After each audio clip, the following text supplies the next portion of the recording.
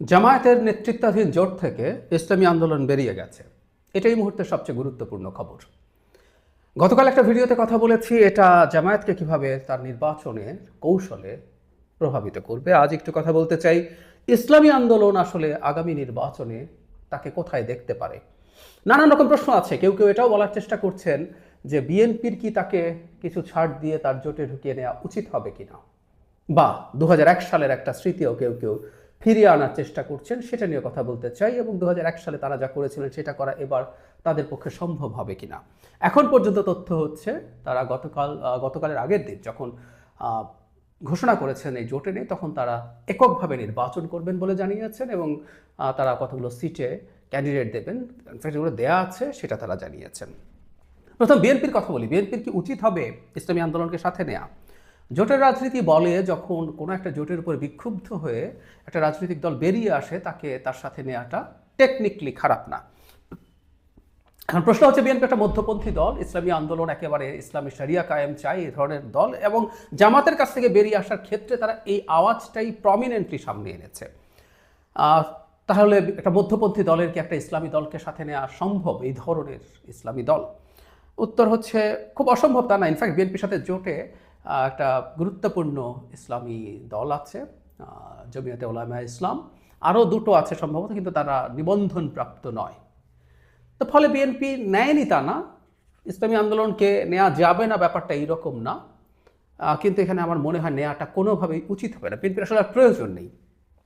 বিএনপির সাথে ইসলামী যে দলগুলো আছে এতে বিএনপির পলিটিক্যাল পারপাস সার্ভড হবে। বিএনপি দীর্ঘদিন থেকে এই দেশে মুসলিম ভোটারদের এবং মুসলিম মেন্টালিটি, মুসলিম যে আইডিওলজি, মানে ইসলাম কায়েম করব না, মুসলমান হিসাবে কিছু মূল্যবোধ সমাজে থাকে, এগুলো আপহোল্ড করবে, এই ধরনের একটা পলিটিক্স দীর্ঘদিন থেকে করেছে।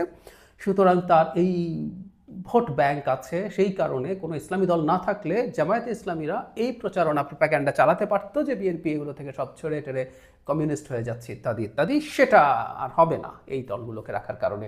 সুতরাং পলিটিক্যাল কৌশল হিসাবে আমি বলছি ইসলামী আন্দোলনকে নিলে বিএনপির আসলে নতুন কোনো গেইন করার কিছুই নেই, বরং ক্ষতি আছে খানিকটা। কারণ সাম্প্রতিক সময়ে ইসলামী আন্দোলন যেভাবে অত্যন্ত উচ্চস্বরে শরিয়া কায়েমের কথা বলেছে, এটা নিয়ে তাদেরকে বিএনপি যদি তার সাথে নেয় তাহলে বাংলাদেশে অন্তত শরিয়া কায়েম হোক, এটা যারা চায় না, দেশের ভেতরে এবং দেশের বাইরের মানুষও থাকবে, তারা এটাকে বিএনপিকে ট্যাগ করার চেষ্টা করবে। সুতরাং বিএনপির লস হবে, কোনো সন্দেহ নেই। যদিও আমরা এটা নিশ্চিতভাবেই জানি ওই জোটের আর এই জোটের মধ্যে ডিফারেন্স হচ্ছে বিএনপির এই জোটের বিএনপি প্রধান দল এবং বিএনপি আসলে ক্ষমতায় যাবে, সাথে জোটের কিছু মানুষ যাবে। সুতরাং আর কে কি বললো সেটা আসলে ম্যাটার করে না। এই কথাটা আমি দীর্ঘদিন বলেছি। এনসিপি যখন বলছিল বিএনপিও তো জামায়াতকে নিয়েছিল, আমি বললাম হ্যাঁ, বিএনপি জামায়াতকে নিয়েছিল আর এনসিপি জামায়াতের সাথে গেছে। সুতরাং জামাত যদি জিতে যায় তার চিন্তাই এখানে আসলে ফাইনালি ইমপ্লিমেন্টেড হবে, ইসলামী আন্দোলন গেলেও সেটা হতো। সো বিএনপির আমার মনে হয় দরকার নেই, বরং ইসলামী আন্দোলন বাইরে আলাদাভাবে নির্বাচন করবে, এটা বিএনপির জন্য খুবই কমফোর্টেবল। কারণ তারা মূলত ভাগ বসাবে জামাতের ভোট বাক্সে। তারা যেটা বলছিলেন যে ইসলামী মূল্যবোধের সব ভোট একই বাক্সে যাবে, সেটা এখন আরেকটা বাক্স তৈরি হলো। সুতরাং বিএনপির জন্য ভালো। একই সাথে গতকাল ভিডিওতে বলেছি জামাতের এই শরিয়া থেকে সরে যাওয়া এবং এতে যে জামাতের ইসলাম বিচ্যুতি, যদিও সে ইসলামের নামে রাজনীতি করে, এই ন্যারেটিভ ক্রমাগত ইসলামী আন্দোলন মাঠে রাখবে, এটা স্বাভাবিকভাবেই রাখবে।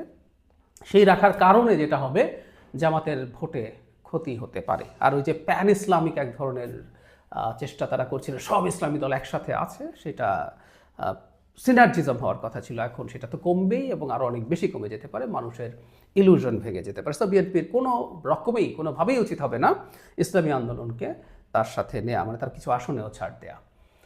2001 সালের যে স্মৃতিটার কথা বলছি, এটা একটা ইন্টারেস্টিং ক্যালকুলেশন হতে পারতো পলিটিক্সের ক্ষেত্রে, ভোটের ক্ষেত্রে, ভোটের রাজনীতিতে, কিন্তু এটা হওয়া কঠিন। সেটা হচ্ছে 2001 সালে ইসলামী জাতীয় ঐক্য ফ্রন্ট নামে একটা ফ্রন্ট তৈরি হয়েছিল। এখানে 3টা দল ছিল, 2টো বড় দল, 3টা, মোট 5টা দল ছিল আসলে। জাতীয় পার্টি, এর সাথে যে জাতীয় পার্টি, ইসলামী শাসনতন্ত্র আন্দোলন, এটা বর্তমানে ইসলামী আন্দোলন বাংলাদেশ, মানে আমরা হাত পাখা যেটা বেরিয়ে গেছে, এটা আর 3টা ছোট দল ছিল।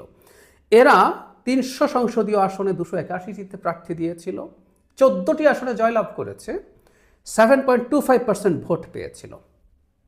এই জিনিসটাই আসলে বলতে চাই যে 2001 সালে যেহেতু তাদের একই সাথে জোট করার ইতিহাস আছে জাতীয় পার্টি এরশাদের সাথে, 2001 সালে, সালটা মনে রাখতে হবে।